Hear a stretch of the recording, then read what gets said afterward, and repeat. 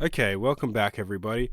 Now that you've seen what the gloves can do and how the sounds are triggered from the program into Glovo, you can now start thinking about how you would like to do your own sounds. Before you even touch the gloves, before you even get into what the hand positions are going to be and all that kind of thing, I think it's better to actually have a song or a sample or whatever you're going to do organized first if you can. So I have a session here that I created in Ableton because that is my DAW of choice.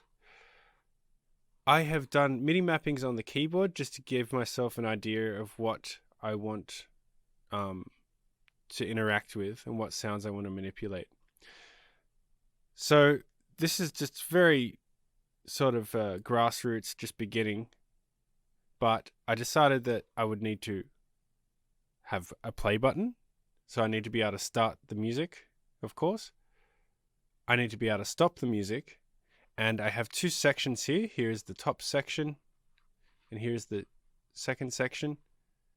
And I need to be able to switch between those. Okay, so just that as a basic. So I've put in MIDI commands for each of these and I'll just trigger them all now. So we've got first the play of the first section.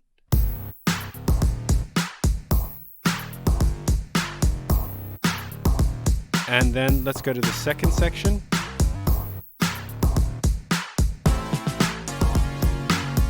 And then let's stop. Okay, so that's 3 MIDI messages that I've put in to the program, telling it to function in a certain way. There's a few other things that I want to do. I want the ability to mute tracks. Now, just for the example, I've just chosen 2 tracks that I want muted out of the master. So I'll just demonstrate that. So we've got,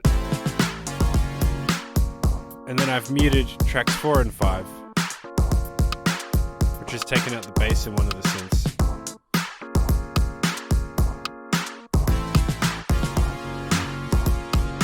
Okay, so these are all things that I might want to do while I'm performing. There are a few other things I'd like to do as well. I would like to be able to do some additional percussion. So I will just go to that track. I'll arm it. So that's something that may need to be programmed. Yep.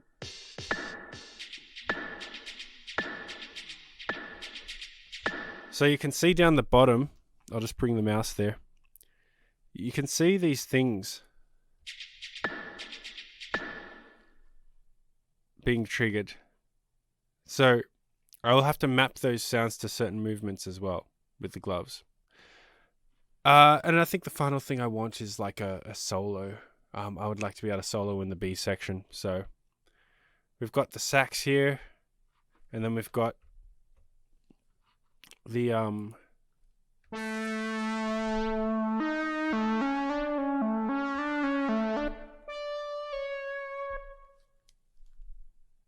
sort of synth sax solo going on. So I would like to be able to play a few notes with the gloves, so I will program that as well. And that's basically what I'm going to do. There is one more thing. I would like to manipulate the, some of the EQ and things like that. So I've got these here on the master. You may want to put them on individual tracks, but just for the sake of making it really obvious and making the sound stick out, I have applied it to the master track in this case. So let's just have a try of that and see what we'd like to manipulate. I think I'm going to keep it quite simple. I'm just going to manipulate the dry and the wet. So as a default, there will be completely dry, so no effect at all. And then I will program something in the gloves to make them manipulate to more of the wet effect, so like this. Yeah, and then over here, I'm just doing this with the mouse.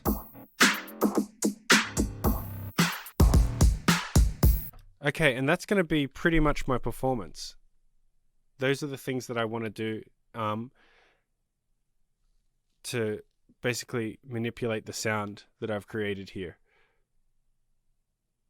The next step from here is to go into Glover and start mapping out the movements that we think are going to be appropriate for all these things.